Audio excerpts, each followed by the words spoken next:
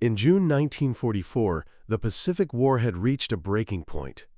The United States was gaining momentum, pushing closer and closer to Japan, and now Marines were going ashore at the Mariana Islands.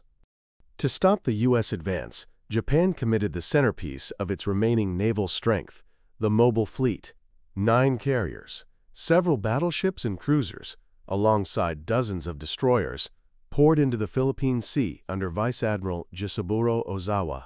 Their goal was to engage and defeat the U.S. Fast Carrier Task Force in a decisive battle that would inflict such severe losses that the United States would sue for peace.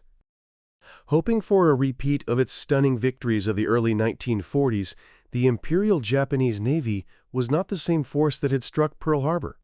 Its veteran aviators were gone, lost at Midway, the Solomons, and Rabaul, and in their place stood hastily trained replacements with barely any flight hours and little combat experience.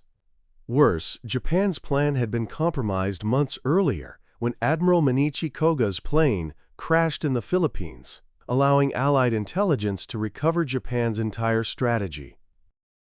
Against this weakened force stood the U.S. Fifth Fleet under the command of Admiral Raymond Spruance and its striking arm, Task Force 58, led by the aggressive Admiral Mark Mitcher.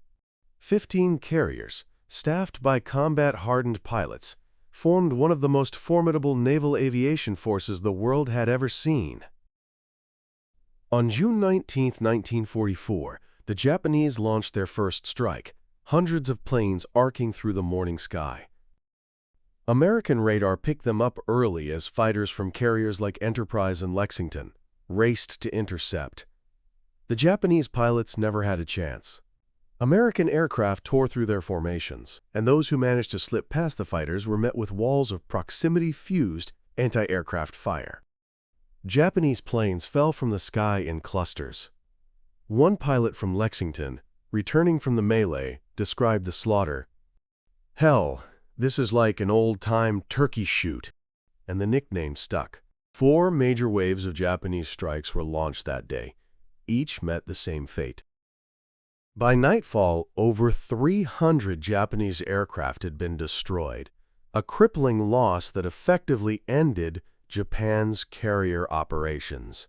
American losses stood at a fraction of that number.